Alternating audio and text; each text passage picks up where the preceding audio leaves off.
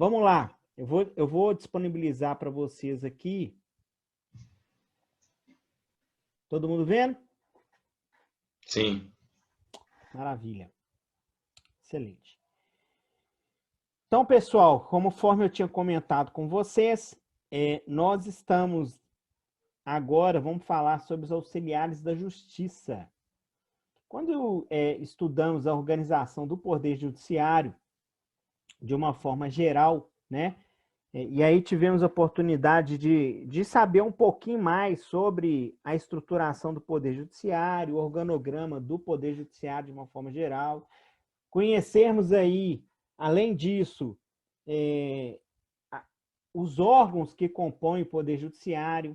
Dentro daquele organograma, tivemos a oportunidade de ver, né, separar entre justiça comum e justiça especializada. Na justiça comum, tivemos a oportunidade de ver que lá na justiça comum ela divide em estadual e federal, e na justiça especializada ela se divide em justiça do trabalho, justiça militar e justiça eleitoral. Não foi isso que a gente viu?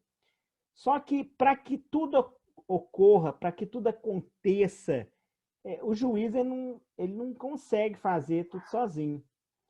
O juiz é um representante do Estado, representante do Poder Judiciário, e ele vai realizar a jurisdição. Não é assim que funciona? Não é ele que vai dizer o direito, analisar o caso concreto, observando as garantias fundamentais?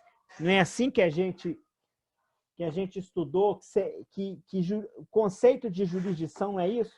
Não é dizer o direito, analisar com imparcialidade, com imparcialidade, observando o caso concreto e analisando e observando as garantias fundamentais, não é isso? Só que o juiz em si, ele para a máquina judiciária ela funcionar, precisa de alguns coadjuvantes. As partes são os protagonistas, não é isso? Que eu comentei com você no Estado Democrático de Direito. O juiz, ele é como se ele fosse o diretor, vamos falar dessa forma, de um filme. O filme do processo, nós temos aí os protagonistas, as partes. Nós temos o diretor do filme, o juiz, que vai orientar as partes, que vai gerir todo o sistema e que vai dizer o direito. E nós temos os coadjuvantes. Já viu aquele pessoal que fica, que participa, não como protagonista, mas ele tem uma função importante no filme?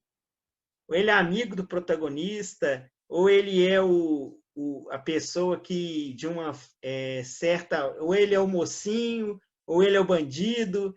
Vocês perceberam que o filme, dentro do enredo, a gente tem várias pessoas participando? Fazendo esse paralelo, os auxiliares da justiça são esses coadjuvantes do filme. E aí eu vou apresentar para vocês todos eles que estão disciplinados lá no artigo 150 do CPC. E aí aquele que tiver o CPC na mão e puder verificar para mim, lá no artigo 150, nós vamos ver, melhor, 149, nós temos do capítulo 3, quem são os auxiliares da justiça. Nesse capítulo 3, na seção 1, inicia falando sobre o escrivão, o chefe da secretaria e o oficial de justiça. Passou mais um pouquinho, e aí, pessoal, eu estou fazendo aqui, dando uma visão geral para vocês, tá? Para que a gente possa situar dentro do processo, do Código de Processo Civil, onde está localizado esses auxiliares da justiça. E aí, na seção 2, nós temos do perito. Na seção 3, nós temos do depositário e do administrador. Isso no Código de Processo Civil, dentro do capítulo 3. Na seção 4, do intérprete e o tradutor. Em seguida, nós temos lá na seção 5, quem? Dos conciliadores e mediadores. E aí, com isso, nós encerramos, dentro do título 4, os auxiliares da justiça. Só que a gente vai ver um por um. Esses são, dentro do CPC, alguns que estão disciplinados, como eles realizam as atividades, como que tudo vai funcionar. Eu vou apresentar para vocês aqui, no 149, quem tiver condições de ler o artigo para mim, lá vai estar apresentando no capítulo 3 desse título 4, quais são todos os auxiliares da justiça disciplinados pelo CPC, só que nem todos estão aqui, existem outros auxiliares da justiça que estarão disciplinados no regimento interno em outras leis extravagantes. O 149 traz alguns principais. Quem pode ler para mim o 149? Eu quero que leia aqui. Uai, Charles, se você puder ler para mim, vai ser ótimo. Artigo 149. São auxiliares da Justiça, além de outros cujas atribuições sejam determinadas pelas normas de organização judiciária, o escrivão, o chefe de secretaria, o oficial de justiça, o perito, o depositário, o administrador, o intérprete, o tradutor, o mediador, o conciliador judicial, o partidor, o distribuidor, o contabilista e o regulador de avarias. Perceberam? Qual partidor, professor? Calma que eu vou contar para você, cara. Você está ansioso? Calma que eu vou contar para você. Você percebeu, Charlie, que nem todos que estão relacionados aqui na minha apresentação estão no artigo 149? Tanto que você fez a pergunta que seria o partidor. E aí, dentro desse artigo 149, eu vou falar um por um para vocês entenderem o que cada um faz e qual a função exercida por cada auxiliar da justiça. Beleza? O primeiro que nós temos ali no artigo 149 é justamente o escrivão e o chefe de secretaria. E quando nós falamos isso, é importante a gente lembrar que cada juízo, e vocês lembram que eu falei para vocês da diferença de juiz e juízo? Cada juízo, e aí cada foro vai ter mais de um ofício de justiça, que seria as secretarias, né? A vara, chamado por uns de vara ou secretaria, cujas atribuições serão determinadas pela norma da organização judiciária. Isso aí é o artigo 150 do CPC que traz essa informação. O 151, e eu vou explicar para vocês, traz o seguinte: em cada comarca, seção ou subseção judiciária, haverá no mínimo tantos oficiais de justiça quanto sejam os juízes. Então, se eu tenho duas secretarias, vamos colocar dessa forma, eu vou ter pelo menos 2 oficiais de justiça para cada secretaria. Se eu, porventura, pelo menos, se porventura eu tenho uma vara única, que é o exemplo que eu dou muito, que é de Pedra Azul, que lá é vara única, é um juiz só para poder resolver todas as questões ali daquela comarca de Pedra Azul, eu vou ter pelo menos um oficial de justiça. Eu tenho que ter. Eu tenho que ter um escrivão para aquela secretaria. Eu tenho que ter um chefe da secretaria. E o que esse escrivão ele vai ser o responsável? Todos os atos que são realizados administrativamente, e aí, quando eu falo isso, gente, na época que o processo era físico, olha que interessante, hoje o processo é eletrônico e a tendência até o final do ano, tudo está eletrônico, tudo está digitalizado. Essa é a tendência até o final do ano, no estado de Minas Gerais. Lá em São Paulo, 100% é digitalizado. Em outros estados... Ô, professor. Oi, pois não, Namir? O senhor acha que isso aí vai acelerar os processos? Vai ajudar muito, vai baratear. vai auxiliar Vai acabar com aquela papelada, né? vai acabar com a papelada e isso vai gerar uma maior acessibilidade do processo para todo mundo.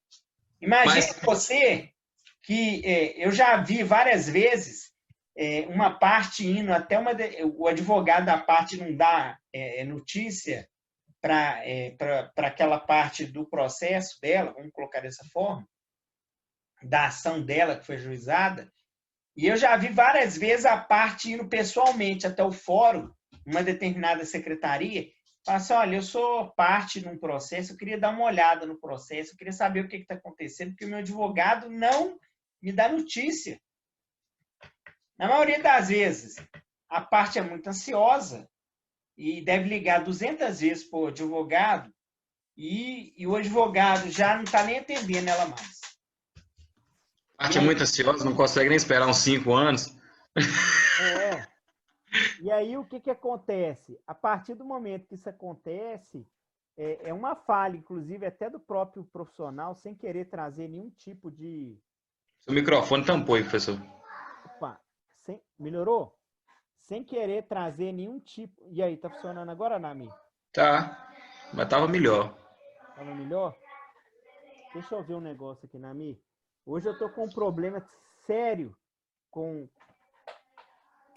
o meu microfone. Ai, peraí, só um minuto. Ih, ó, agora ficou bom, hein? Ficou bom? Peraí, ficou bom, acho que você tem que ficar daquele jeito lá, meio de cabeça para baixo. De meio de cabeça para baixo? Tá certo. Eu vou trocar aqui o fone de ouvido, viu, pessoal? Só um minutinho.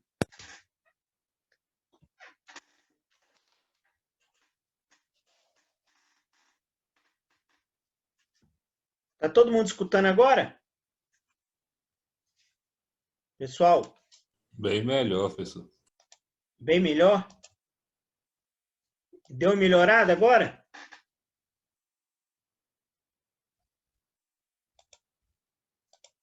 Vamos lá. Ó, ficou bom, tava pegando água lá, mas não tava ouvindo. Só fechar a porta.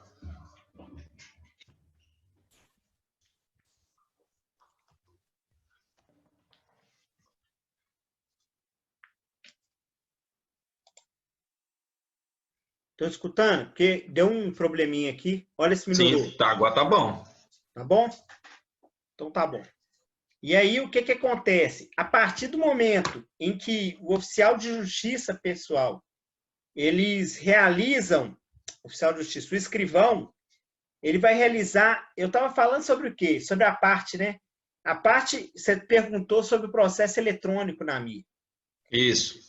E aí, a partir do momento que nós temos o processo eletrônico, processo eletrônico, pode facilitar muito a acessibilidade da parte. Ela não precisa ir ao fórum para poder conseguir informações. Dentro de casa, ela consegue. Ela tem acesso ao processo dentro da própria casa dela. Através de um computador, você tem acesso aos autos do processo. Você não precisa viajar. Hoje, inclusive, as audiências são realizadas sistema remoto, pela videoconferência. Então, aqui, facilitou demais a vida. Amanhã mesmo eu vou fazer 2 sustentações orais, vou fazer pelo computador. Então, assim, isso ajudou bastante todos que realizam, todos os operadores do direito estão tendo a oportunidade hoje de ter uma maior acessibilidade. Por quê? Porque com o processo eletrônico isso facilita. Isso ajuda bastante. E aí, o escrivão, e aí vamos fazer aqui a comparação. O escrivão, ele é o responsável em auxiliar o julgador na emissão de ofícios. É ele que vai redigir o ofício, vai apresentar esse ofício para o juiz assinar eletronicamente hoje. Antes ele fazia o ofício, apresentava para o juiz e o juiz assinava. Ele vai ser o responsável em expedir o alvará para poder você soltar alguém, para você poder conseguir levantar um valor. Ele vai ser o responsável de dar andamento na marcha processual. Todo ato é realizado no processo, eu apresento. E aí, olha para você, eu vou contar para vocês aqui, mostrando a marcha processual desde o início do processo até o final para vocês entenderem. Olha que interessante isso. Essa matéria vocês vão aprender com a professora Michele, mas independente disso, eu vou trazer aqui para mostrar para vocês, para transformar o abstrato, né, em concreto. Dando um exemplo aqui num caso concreto. Por exemplo, ocorreu um acidente onde o Namir, posso te usar como exemplo, Namir? Claro. Colidiu com o veículo do Charlie. Beleza, Charlie? Tô beleza não, professor. Colidiu com o meu veículo. Eu não costumo ser exemplo bom, não, mas vamos lá. Ô, gente, tem que ser coisa da vida para vocês entenderem. E aí? Isso pra minha vida não, professor. E aí, o que aconteceu? Uma determinada pessoa, Tício, colidiu com o carro de Mévio. Pode ser assim, então? A partir do momento não da me colisão... afetando tá top. Hã? Não me afetando tá bom demais. Tá bom demais, né, Charles? E aí, Tício colidiu na traseira do veículo de Mévio. A partir do momento dessa colisão, Mévio entrou em contato com Tício e falou assim, Tício, paga meu prejuízo? E Tício falou assim, não vou pagar. Se você quiser, você ajuiza uma ação e faça de mim, faz qualquer coisa, o problema é seu. Mévio, chateado com essa situação, procurou um advogado e falou assim, olha, eu tive um prejuízo, eu queria receber uma indenização em razão desse prejuízo. Eu quero ver a possibilidade de reparar, de reparação desse meu prejuízo. Beleza? Beleza. Com isso, a partir do momento que isso aconteceu, o advogado de Mévio, através de uma petição inicial, ajuiza uma ação. Como nós estamos vivendo hoje o processo eletrônico de uma forma muito efetiva, o advogado dele, através de um sistema que é disponibilizado pelo Poder Judiciário do Estado de Minas Gerais, que no caso chama PJE, ele ajuiza uma ação utilizando o processo judicial eletrônico, PJE. Olha a sigla, Processo Judicial Eletrônico, PJE. Essa plataforma é uma plataforma eletrônica onde, para você distribuir a ação, você tem que ir lá, colocar os dados das partes, você tem que juntar os documentos, juntar a petição, e quando isso tudo estiver completo, você aperta um enviar, que aí o robozinho do Tribunal de Justiça, através de uma automação, vai escolher um juiz para onde, e aí vamos colocar o exemplo aqui, na comarca de Belo Horizonte, lá no Fórum de Belo Horizonte, e a ação está sendo ajuizada na cidade de Belo Horizonte, esse robozinho vai escolher um juiz e uma determinada vara civil para onde o processo será distribuído. Beleza? Até aí tudo bem? Beleza. Essa é a petição, o advogado faz no próprio sistema ou ele tem que anexar ela? Ele vai anexar um documento em PDF, em arquivo PDF com a petição, que é a petição pronta. Simplesmente ele pega aquele arquivo PDF e vai anexar, junto com vários outros documentos, tudo em PDF. Vai anexar boletim de ocorrência, se tiver foto, anexa foto, nota promissória, orçamento, e aí vai. Nota fiscal. Depois de anexar esses documentos todos, tem como remover? Olha, a partir do momento que o processo é gerado, vamos colocar dessa forma assim, e você envia ao processo, ele torna, e aí você vai receber um protocolo eletrônico, ele, a partir desse momento, ele é peça que faz parte do processo eletrônico. Não tem como você retirar mais. Então tá bom. É porque eu vi uma notícia agora no Instagram que o STJ foi hackeado. Foi. Aí talvez pode, num ataque hacker, tira uma prova, tira alguma coisa de um processo. Mas aí, se tiver modificado alguma coisa por conta de hacker, e eles vão fazer uma análise disso, e se estiver faltando documento, faltando qualquer. É só uma das partes manifestar sobre essa situação, demonstrar que isso estava protocolizado, que estava juntado no processo de forma eletrônica e pedir para poder aquele processo ele ser, vamos colocar assim, aquele documento ser juntado novamente para não deixar com que a parte tenha prejuízo, entendeu? Entendi. Já tem os precavimentos, né? Tem, existe inclusive um procedimento no CPC que chama restituição de autos do processo, onde, e aí, olha, gente, lá no processo físico, era muito comum o processo sumir da secretaria por alguma Eu ia situação. perguntar sobre isso agora. Aqui, eu, André, já tive a oportunidade, eu fazendo estágio, isso há 18 anos atrás. Vai declarar crime aí, pessoal? Não, que é doido. Eu estava fazendo estágio 18 anos atrás, Charles, e aí eu entrei na secretaria para poder, na época era tudo físico, para poder tirar xerox de um determinado documento que estava nos autos do processo. Nesse meio tempo entrou um senhor muito estranho, cabeçudo, enorme a cabeça do cara, meio banguela assim, com os dentes meio esquisitos, andou assim, pediu para dar uma olhada no processo. E aí, eu estava lá na secretaria, normalmente, nem coloquei maldade em nada, estou lá, olhando as folhas dos autos do processo.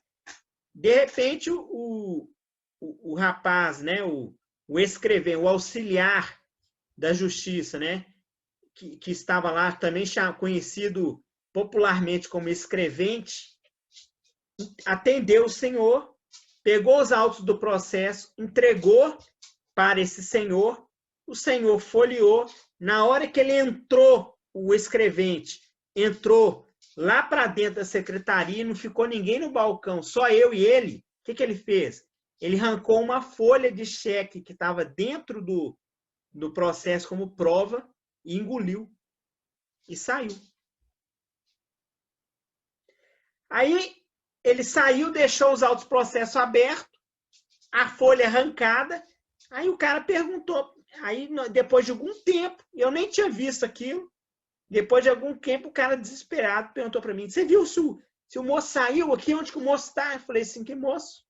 Esse estava do lado aqui, eu falei, ô moço, eu nem vi nada. Não. Eu falei, o que aconteceu? Ele falou assim, ele arrancou a folha, e pelo que eu estou vendo aqui, eu acho que ele arrancou a folha do cheque que comprovava a dívida dele e engoliu a folha do cheque ou levou embora a folha do cheque, que era a prova da dívida.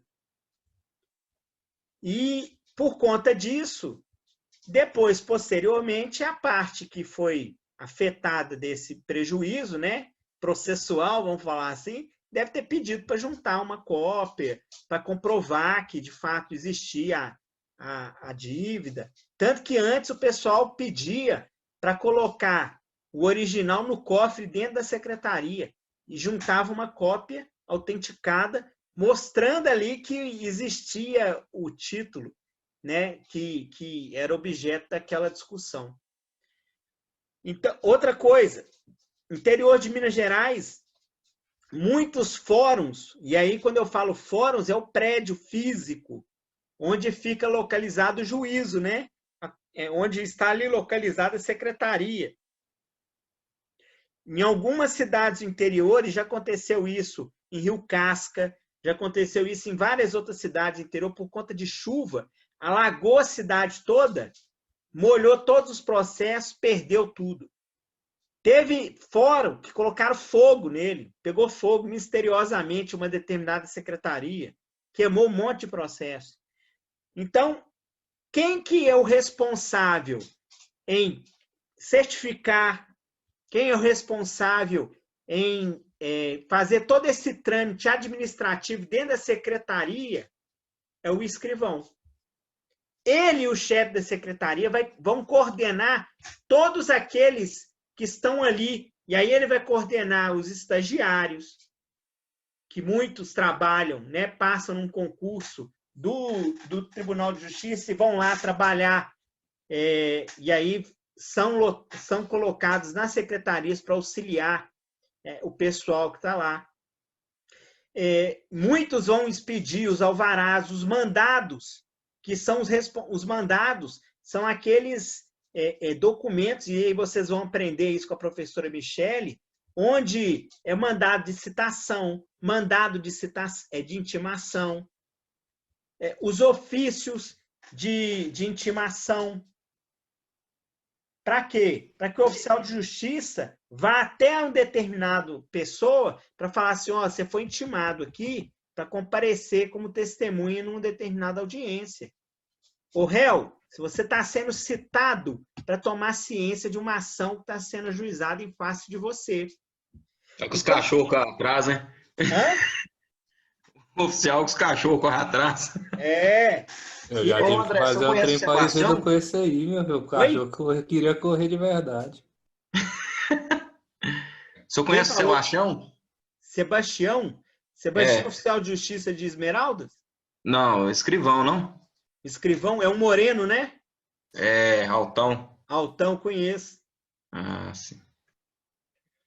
E aí, o escrivão, ele vai ser o responsável em coordenar toda aquela equipe para quê? Para dar o andamento. Então, por exemplo, uma parte junta uma determinada petição nos autos do processo, quando o processo era físico, essa petição ela tinha que ser autuada. E quem autuava, ou seja, quem anexava, numerava, era a equipe que era coordenada pelo escrivão, orientada pelo escrivão. A responsabilidade do escrivão é zelar pelo processo, cuidar do processo em si e promover com que a marcha processual ela seja efetiva, auxiliando o julgador em várias questões administrativas que o julgador ele não consegue realizar, porque a função dele é decidir, é proferir sentença, é participar das audiências. O escrivão é inclusive, que dependendo, ele participa de uma sessão de julgamento do Tribunal de Justiça, ou participa de uma audiência, ou ele é aquele que na hora que vai chamar as testemunhas, é ele que vai lavrar, que vai chamar, vai apregoar as testemunhas na hora. Então, Sebastião, quando ele está lá participando de uma audiência, Nami, ele chama a testemunha pelo nome e fala o seguinte, ó, fulano de tal, isso quando a gente está vivendo um momento não pandêmico, né? Numa realidade de normalidade, vamos falar assim. Ele chama a testemunha e fala, ó, fulano de tal. Aí a testemunha fala, ó, é hora do senhor prestar depoimento. Ou seja, ele está auxiliando o juiz no momento. E, ao mesmo tempo, ele pode também, em vez dele pessoalmente fazer isso, ele pode treinar uma pessoa para fazer isso, ele pode pedir para uma pessoa, para um escrevente que também é um oficial, que também é um serventuário do Poder Judiciário, ele vai, você vai ser o responsável em participar de todas as audiências. Se tiver uma audiência, você que é o responsável em apregoar as partes, as testemunhas, então essa responsabilidade é sua. Percebeu? Então é ele que vai ser o responsável em chefiar a secretaria. E o juiz, por sua vez, é o responsável por conduzir a marcha processual, como aquilo fiz um paralelo com vocês, como um diretor, né, faz em conduzir toda a trama, vamos colocar assim, num filme onde nós temos os protagonistas, que são, no caso do processo, as partes. Perceberam aí a função do escrivão e do chefe de secretaria? Eu tentei tornar lúdico para vocês, assim, e tornar o abstrato em concreto para que vocês pudessem entender a dinâmica da situação. E aí eu dei Professor, pois não, Namir? geralmente o escrivão é o chefe da secretaria, né? Não tem essa divisão. Porque em alguns locais chamam ele de chefe da secretaria. Por exemplo, na Justiça Federal não tem escrivão, é diretor de secretaria ou chefe da secretaria. A terminologia muda, mas é escrivão e o chefe da secretaria. Bacana. Beleza? E aí, quando a gente fala isso, a gente fala de todas as atividades que são praticadas não não jurisdicionais, porque quem só é investido para praticar a atividade jurisdicional é o juiz. É ele que vai sentenciar, é ele que vai decidir, é ele que vai conduzir a marcha do processo. Todas as atividades não jurisdicionais praticadas para poder ocorrer o andamento processual de forma devida, efetiva, quem realiza isso é um auxiliar da justiça, no sentido de auxiliar o juiz, que é ele investido para poder dizer o direito. E um dos auxiliares é o escrivão e o chefe da secretaria. Percebeu, Namir? Sim. Maravilha. Um outro auxiliar de justiça, que a gente deu exemplo há pouco, é o oficial de justiça. É ele que, no caso do Tício e do Mévio, vai lá na casa do Tício e vai falar, seu Tício, o Mévio ajuizou uma ação em face de você, toma aqui um mandado de citação para você tomar ciência, inclusive com a cópia aqui da petição inicial, para você tomar ciência do que você está sendo processado, vamos falar dessa forma? Para você tomar ciência do que está sendo discutido nessa ação judicial. Está aqui. Da mesma forma, o oficial de justiça é que vai fazer uma diligência depois de uma sentença para ir lá buscar um veículo para ser penhorado na casa do Tício, porque ele perdeu a ação e ele está devendo o Mévio um valor aí de 20 mil reais. E aí o Mévio indicou um veículo, um Uno, para ser penhorado. Ô, professor. Oi. O oficial de justiça pode citar o Tício ou o Melvio, não sei, por telefone? Cara, a citação ela é um ato formal. Para ela ser válida, inclusive, o que o oficial de justiça faz? Se ele não está encontrando a parte, e aí é macete do oficial de justiça, ele pergunta ele fala o seguinte, olha, ele foi na sua casa, foi na casa do Tício, chegou lá, quem atendeu a casa foi a mãe dele. O Tício não está aqui, não. Falou, que horas que o Tício chega? Falou, o Tício chega só depois das 6. Ou ele está aqui, na parte da manhã, ele está aí? Aí ele está, mas ele sai cedo, ele sai 8 horas. Aí o oficial de justiça, com base nessas informações, chega às 7h30 na casa do Tício. Aí chega lá e fala, bate lá, o Tício está aí? Ah, tá. Por quê?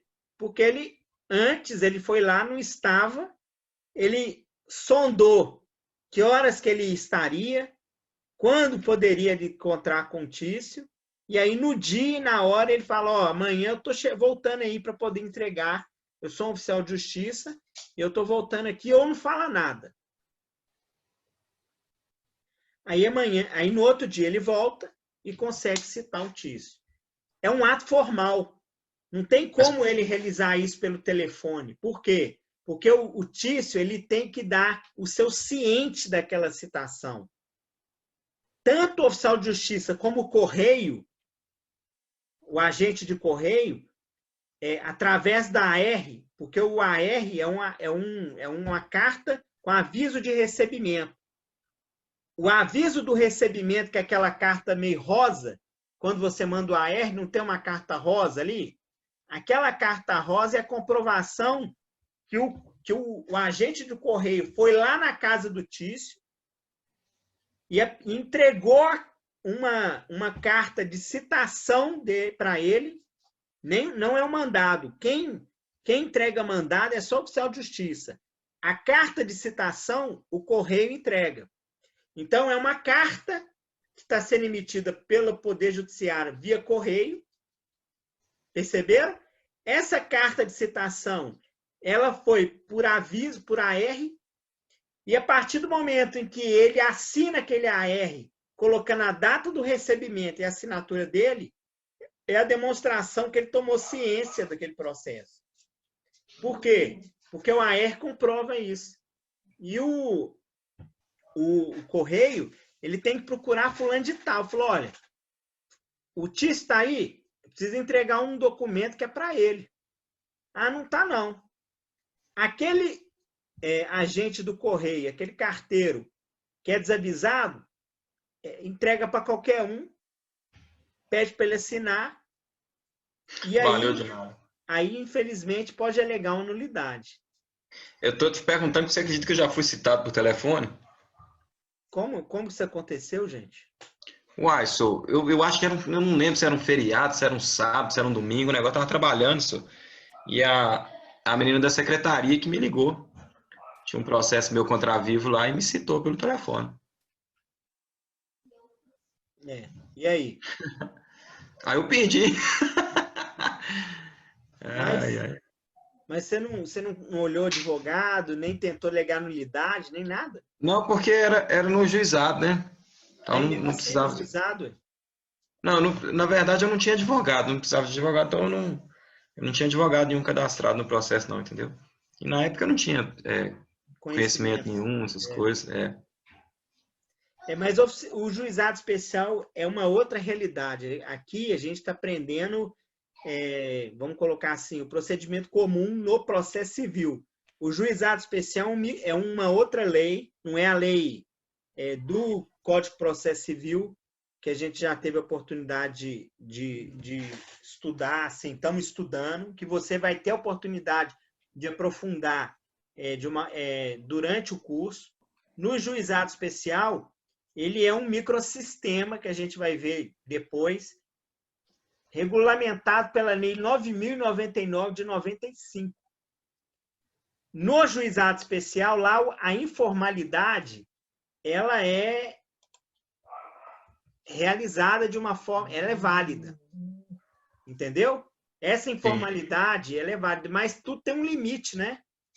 Provavelmente ela certificou lá no processo, através de um carinho que ela ligou para você, te informou da situação, e aí isso aí é o suficiente.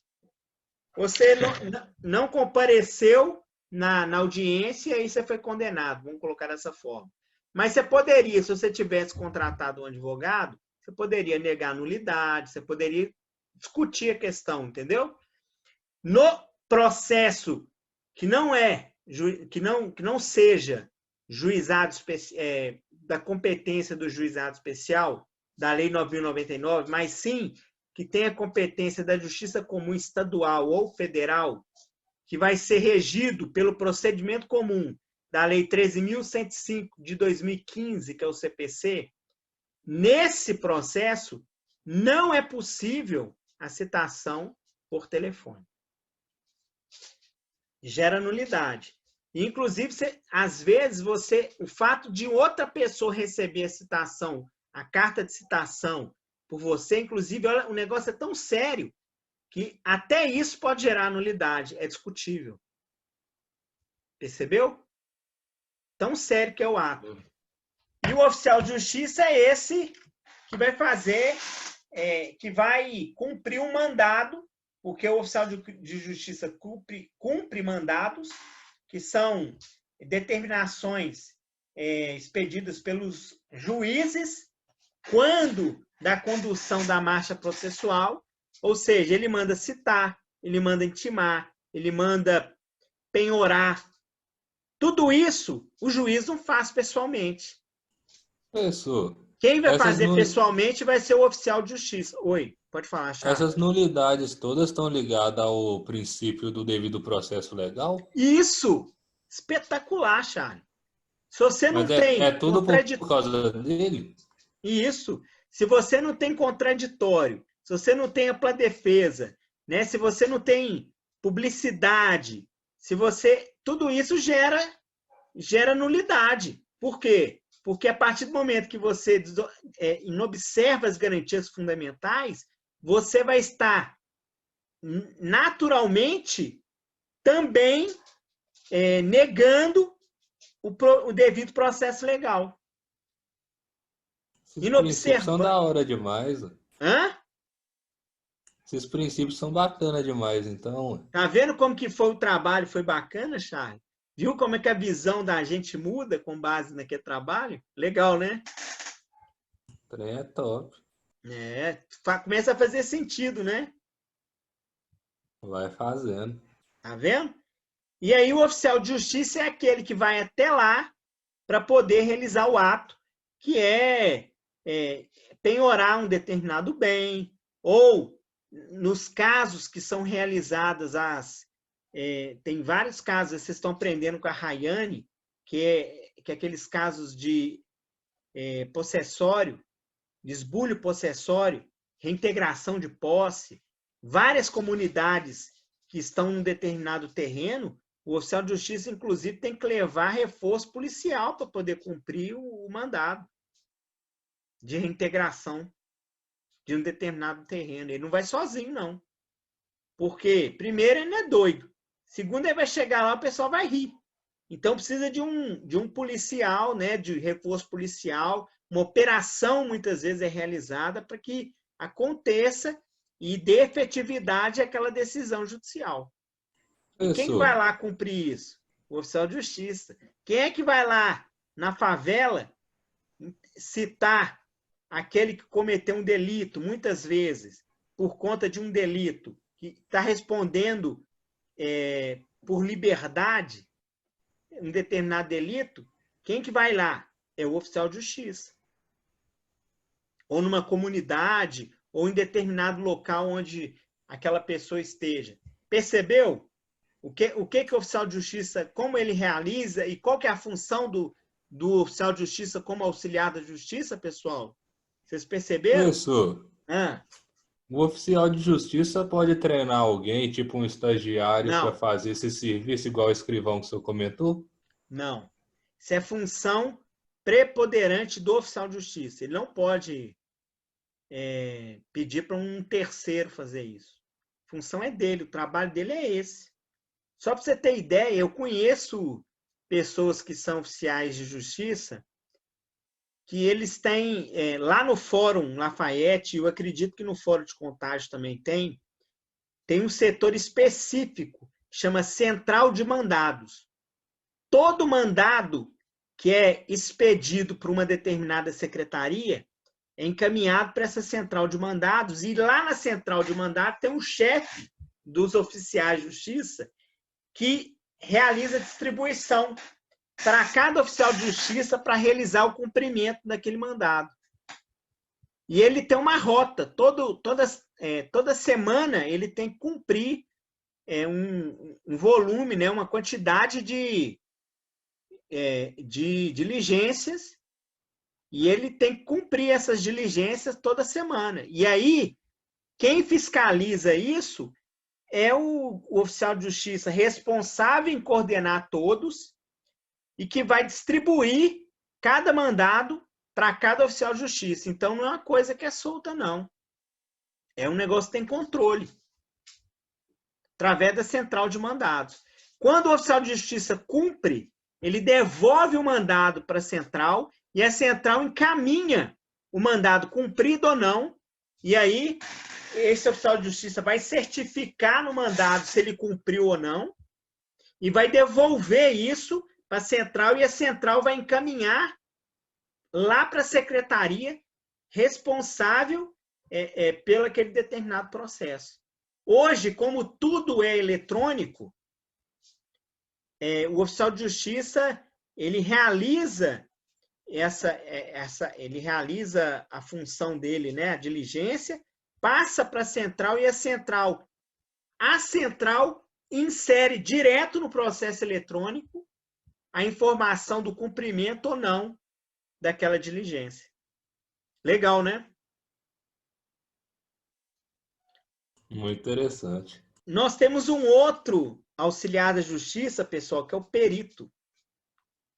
Tem processo, tem ações judiciais. Primeiro, eu como advogado, o juiz, o promotor de justiça, o defensor público, todos nós somos técnicos de direito. Nós não sabemos ciências contábeis, nós não somos médicos, nós não temos curso de engenharia. A partir do momento em que nós temos uma determinada discussão onde necessita demonstrar e comprovar um determinado fato através de uma prova técnica, e aí eu vou dar um exemplo para vocês. Uma determinada pessoa está inválida.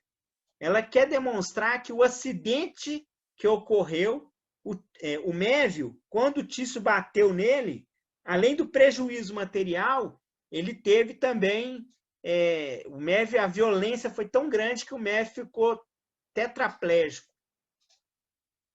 na batida traseira. A partir do momento que isso aconteceu, o Mévio vai tentar demonstrar que o fato dele estar tetraplégico, isso prejudicou a vida dele profissional, porque o Mévio era um jogador de futebol em ascensão, e agora ele não pode mais jogar bola. Com isso, ele vai demonstrar que ele teve danos estéticos em razão do acidente. E aí ele precisa demonstrar que hoje ele, além de ter ficado tetraplégico, que é um baita de um... Ele teve um rasgo no rosto, e aí ficou uma marca bem no meio do rosto dele. Tudo isso, quem vai detalhar e quem vai demonstrar através da análise médica é um perito. Perito esse que é um médico, que é um outro auxiliar da justiça.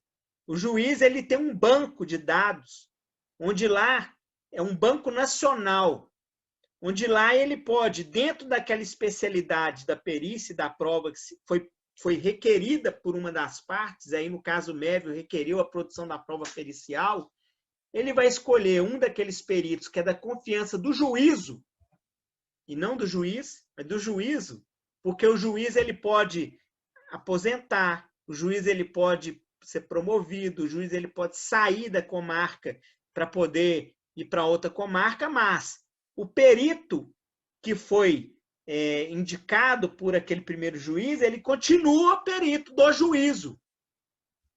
Perceberam?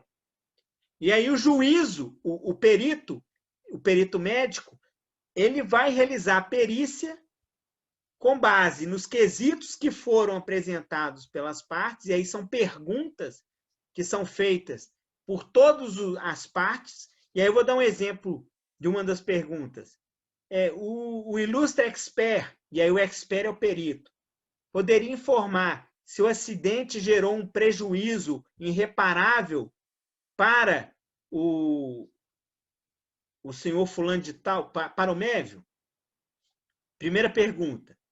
Esse prejuízo irreparável gerou, fez com que Mévio se tornasse tetraplégico? Existe algum dano estético? E aí vai fazendo esses quesitos. Com base nesses quesitos, ele vai desenvolvendo o laudo. E aí, com isso, como ele é uma autoridade naquele assunto, naquela determinada especialidade dele, médico, engenharia, contador, e aí vai depender da natureza da perícia, ele vai respondendo os quesitos e, ao mesmo tempo, esses quesitos vão auxiliar o juiz quando ele for analisar as provas. E aí vai a seguinte pergunta. Em razão do fato, se caso positivo ficar demonstrado que Mévio está tetraplégico, ele está inválido total e permanentemente? O fato dele estar tetraplégico faz com que ele não exerça mais nenhuma função que ele exercia antes? O fato dele estar tetraplégico faz com que ele não tenha autonomia de realizar os atos simples da vida civil? Ou seja, tudo isso, quando é respondido, esclarece o que está acontecendo e comprova que, de fato, as alegações trazidas naquela petição inicial são ou não corretas, ou estão ou não comprovadas, ou são ou não verdadeiras. E a extensão disso. Perceberam? Então, o perito, ele vai ser o auxiliar da justiça, que vai traduzir isso para todos que fazem parte, né, os operadores do direito, sujeitos do processo. Juiz, advogados, defensor público, promotor de justiça, e aí vai. Pois não, Namir? O perito, ele pode ser escolhido pelas partes, ele vai ser escolhido pelo juiz? Como é que funciona? Não. O perito é indicado pelo juiz, porque ele é da confiança do aquele juízo. Mas é uma empresa privada. É um perito, normal. Ele pode ser um professor, ele pode ser um médico, mas ele está realizando a perícia, a função de perícia. Entendi, mas ele não é servidor público.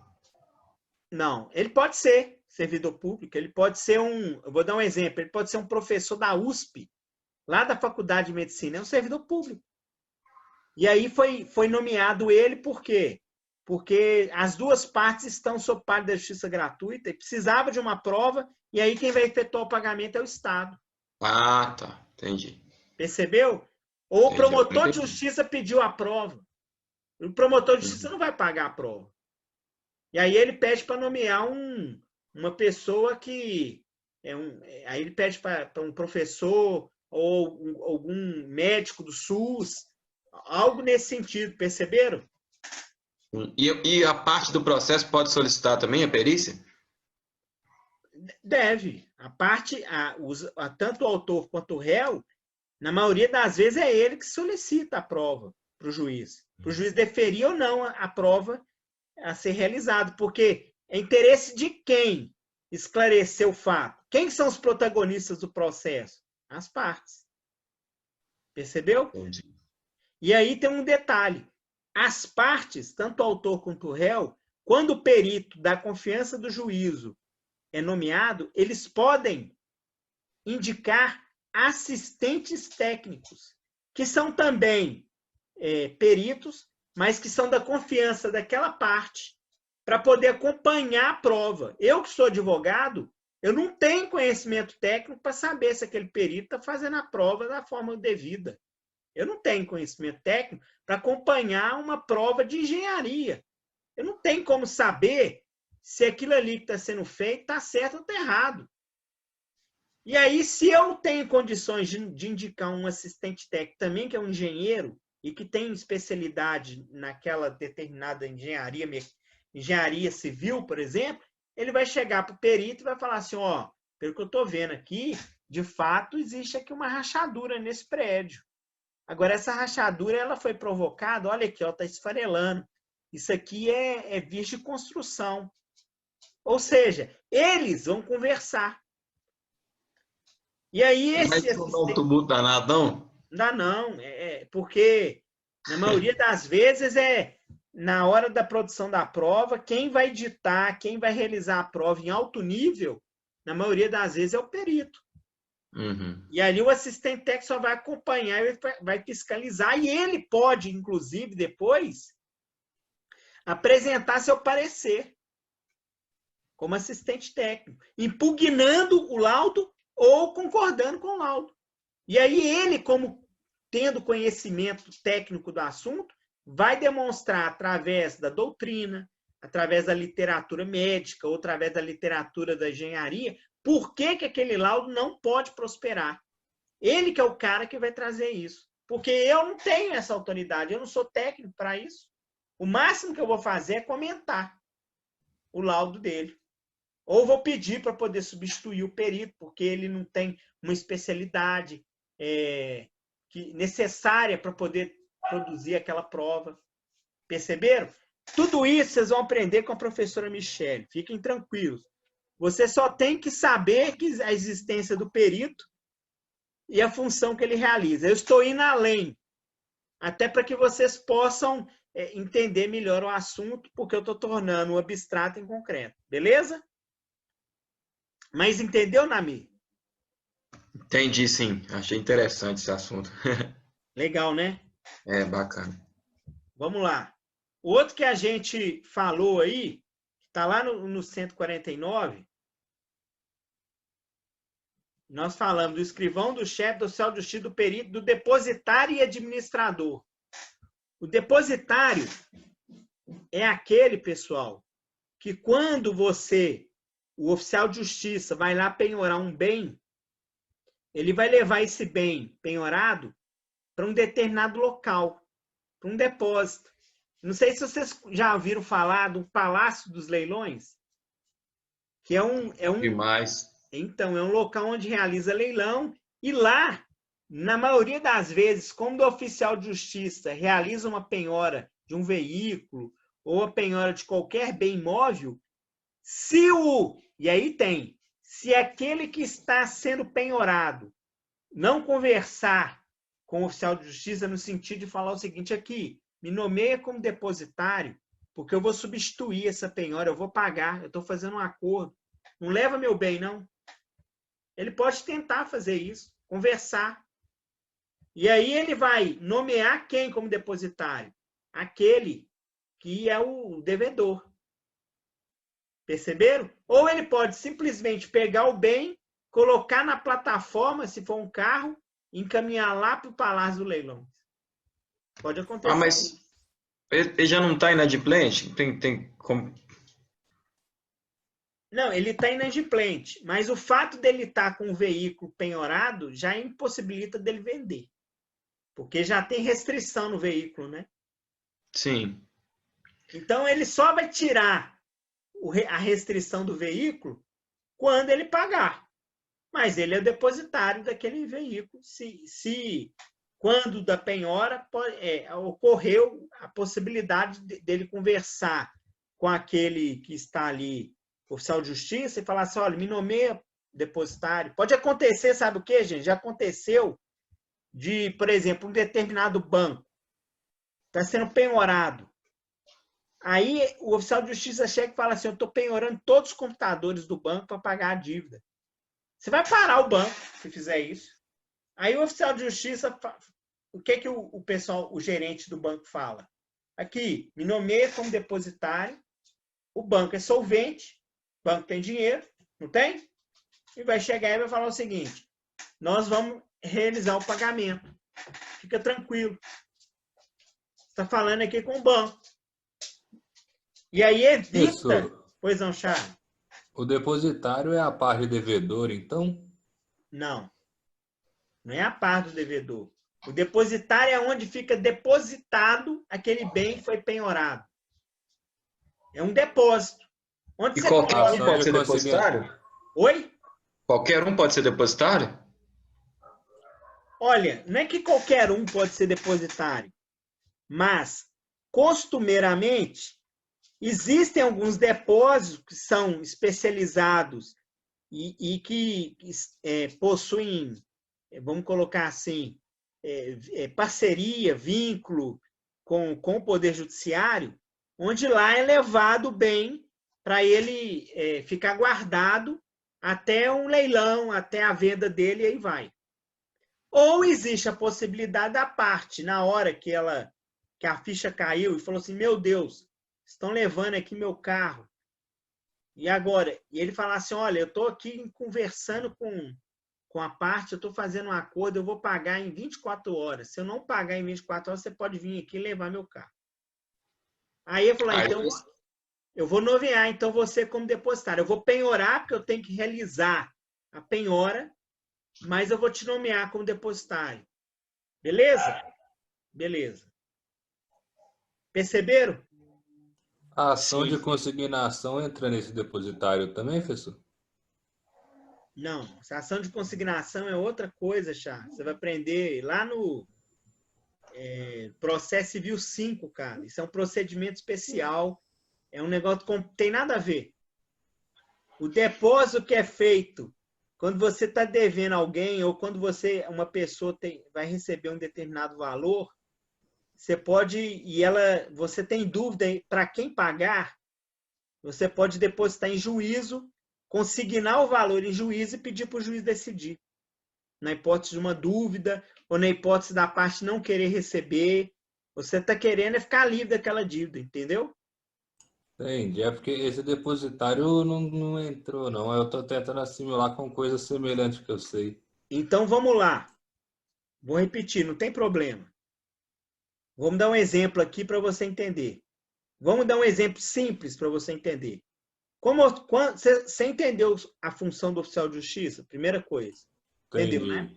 Aham. O oficial de justiça, quando ele vai cumprir um mandado de penhora, avaliação em penhora, ele vai num determinado local, você está devendo alguém, e aí a pessoa depois de toda a instrução processual, de todas aquelas fases do processo, tem a fase de cumprimento de sentença. E aí a parte não pagou na fase de cumprimento de sentença espontaneamente. Não realizou um depósito, um valor, um depósito judicial com o valor daquela dívida que foi consubstanciada através de um título executivo judicial, que é a sentença. Beleza? Até aí você entendeu? Ou não? Até agora tá tranquilo. Maravilha. Com base nisso, o que acontece? Os juízes mandam expedir um mandado de avaliação e penhora para que aquele devedor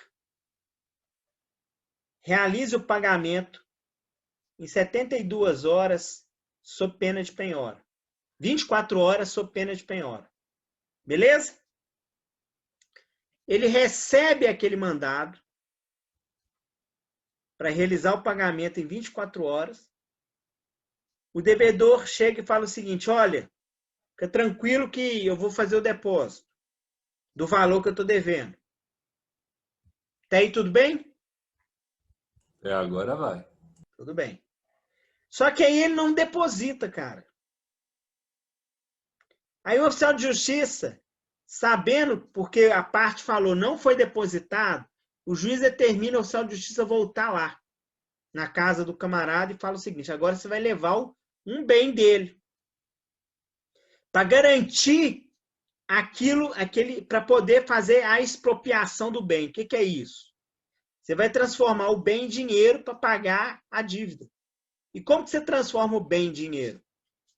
O Estado vai até a sua casa, penhora um bem que você tem, e aí eu vou dar um exemplo, um veículo, e aí tem algumas restrições, que aí vocês vão aprender depois. Bens de família, não são... Existem algumas restrições de alguns bens que são impenhoráveis, mas, por exemplo, você está na sua casa lá, você tem 5 televisões e você está devendo R$ 1.500. Pô, o cara consegue viver com uma televisão só, não consegue? Aí ele vai e leva uma televisão que foi avaliada em R$ 1.500. Essa televisão, quando ela é levada, ela tem que ser colocada em algum local. Percebeu? Ela não vai ficar... E o Poder Judiciário não tem lugar para colocar dentro da secretaria uma televisão. Aí é nomeado. E aí existem locais que possuem, vamos colocar assim, parcerias com o Poder Judiciário, que são especializados em guardar bens penhorados. E aí eu dei o exemplo do Palácio dos Leilões, onde essa televisão ela é levada para lá. Ela vai ficar bem guardada. E aí, posteriormente, se a parte não efetuar o pagamento dos R$ 1.500, vamos colocar dessa forma, essa televisão ela é transformada em dinheiro. Como? Existe a expropriação do bem. O bem é vendido e o dinheiro levantado com a venda daquele bem se paga a dívida. Percebeu agora, Charlie? O que é o depositário? Então, o depositário vai ser tipo um gerenciador de bens que o oficial de justiça recolheu. É um depósito. É o local onde ele Então, fica guardado. entendi. O professor, Estava aparecendo outra coisa.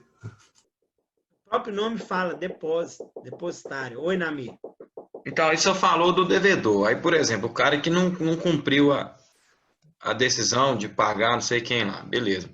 Aí o oficial de justiça foi lá e pegou a televisão dele. Ele mesmo pode virar pro cara e falar, seu velho, me coloca como depositário que eu vou pagar em 24 horas. Isso, pode. E se for outra pessoa, pode também? Cara, aí é o seguinte, se o devedor colocar como ele, o depositário responsável, alegando que vai efetuar o pagamento, o oficial de justiça, ele vai, dependendo da situação, ele vai atender a solicitação dele, daquele devedor. Mas de um terceiro não vai, não. Por quê? Entendi. Como você vai levar um bem para um terceiro, eles vão roubar a televisão. Entendi. Uma pessoa que não tem relação nenhuma no processo e uma pessoa que não tem vínculo nenhum com o Poder Judiciário.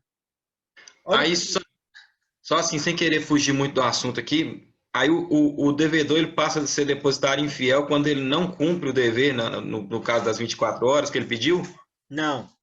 Ele passa a ser depositário infiel se a televisão sumir. Ah, entendi. Caramba. Entendeu? Entendi. Eu fiz confusão nessa colocação de as pessoas poderem virar o depositário. Você confundiu gente com depósito, né? Não, é porque a ideia é ser um lugar que guarda o bem. Aí depois falou que o gerente do banco era depositário. Eu fiquei, uai. Mas você entendeu agora?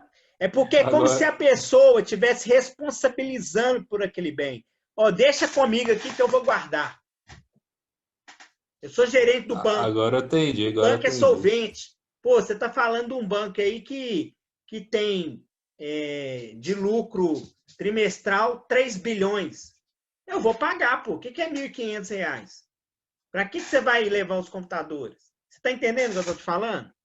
Não, eu entendi. Eu só tinha feito confusão por causa do depositário poder ser depósito, ser gente e tudo mais. Mas agora vocês entenderam. Agora tá 100%. Sim. Tem a outra figura, o administrador. E o administrador, ele aparece quando nós temos aí uma massa falida. Quando uma determinada empresa está falindo, existe um processo que é um processo chamado processo de falência. É como se estivesse pedindo a falência daquela empresa. A partir do momento que é decretado o início da falência, os donos da empresa perdem a oportunidade de gerir a própria empresa. E aí o juiz ele vai nomear um administrador.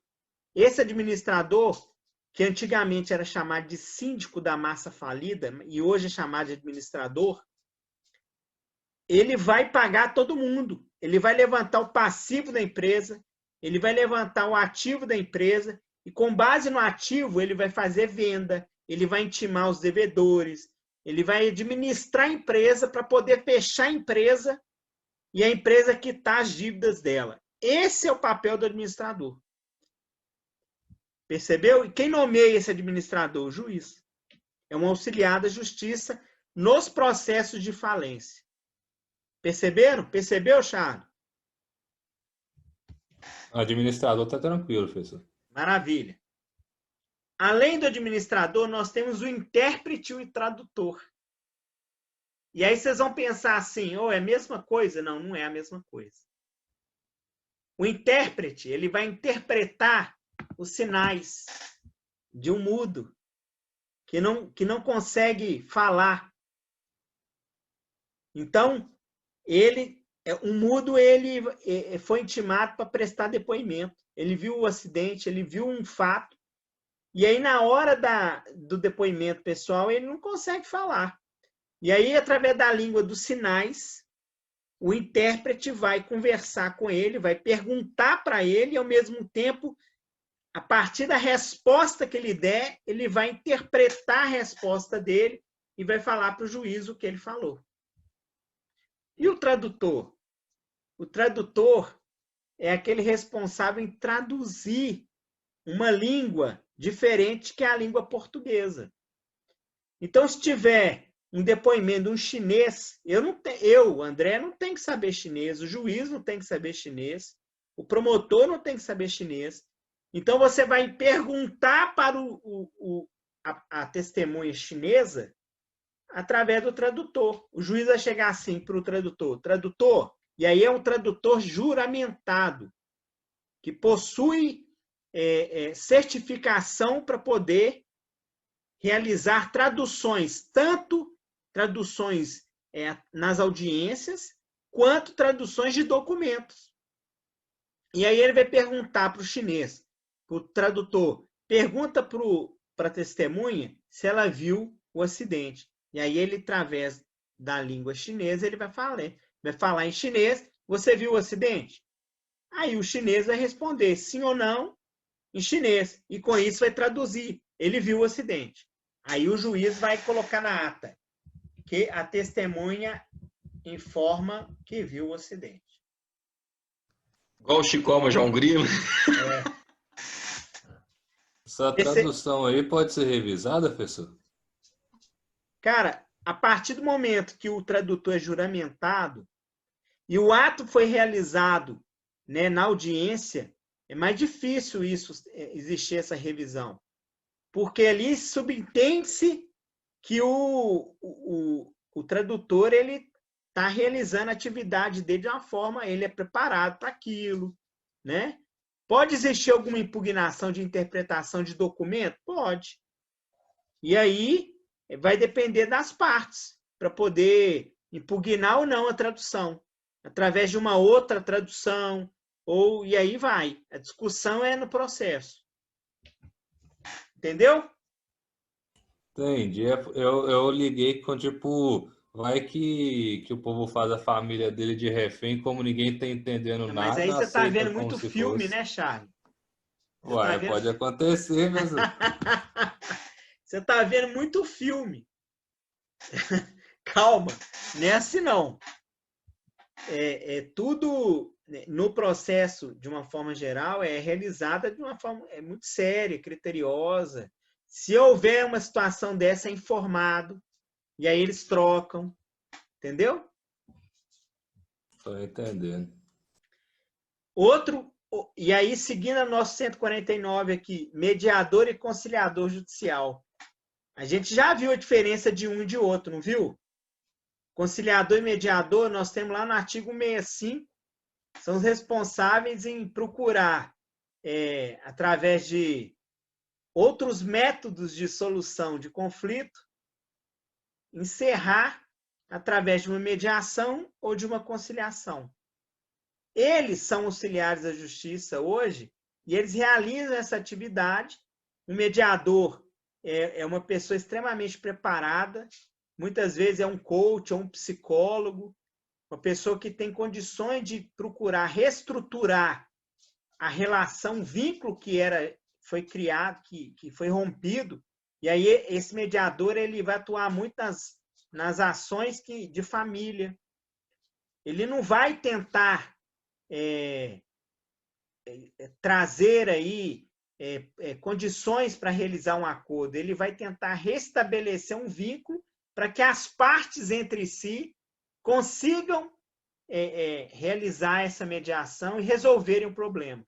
Já o conciliador, diferente. Ele vai trazer propostas, ele vai tentar adequar situações e tudo de forma imparcial. Outro auxiliar da justiça, aí vem a resposta para o Charles, partidor. O partidor, Charles, nas ações de família, nas ações de inventário, quando você vai realizar a separação dos bens, estabelecer com quem vai ficar cada bem, se não tiver um consenso entre as partes, o juiz nomeia um partidor para realizar a partilha dos bens. Legal, né? É bem literal nas palavras, né? Eles partem mesmo.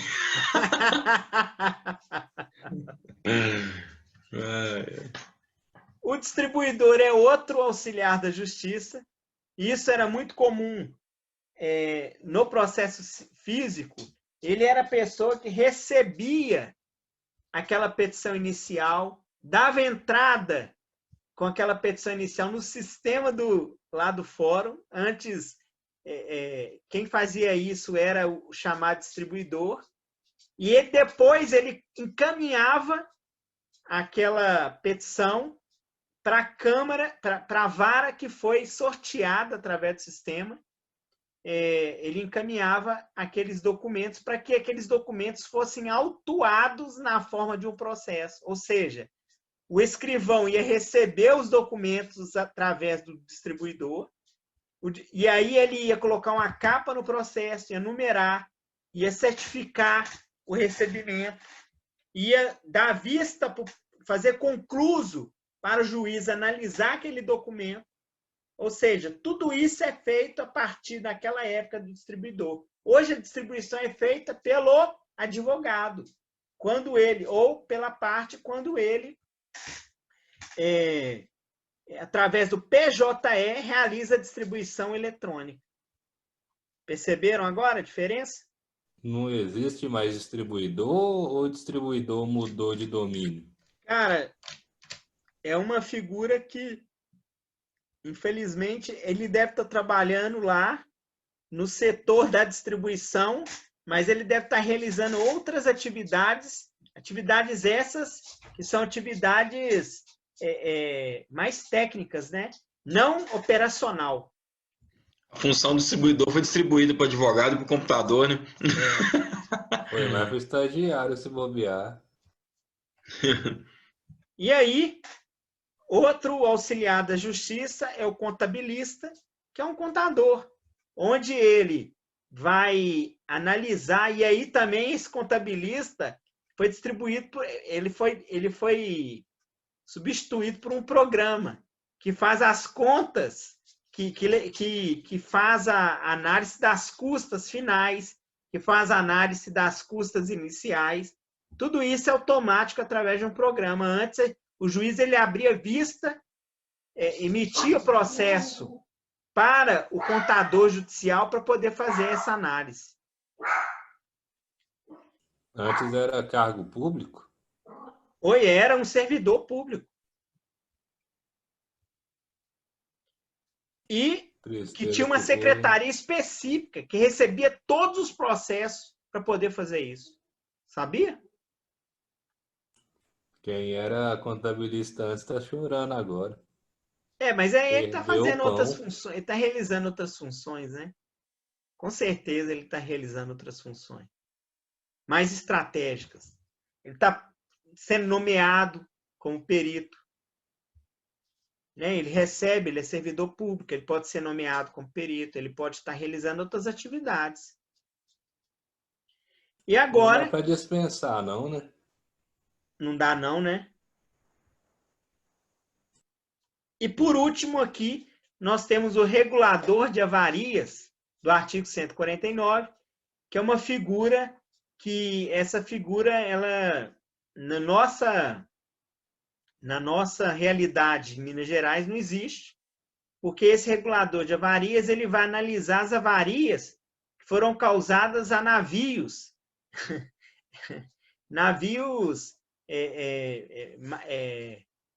que estão nos portos e aí vai. Então aqui a gente não tem essa figura do regulador de avarias. É marítimo, né? Em 88 era comum os navios? Oi? Em 88 era comum ter muito navio fazendo as coisas? Por que você está falando isso? Porque a Constituição é de 88. Mas isso aqui não é Constituição, não. Isso é CPC 2015. Então o que tem esse trem de avarista aí? Porque essa lei é uma lei nacional, né?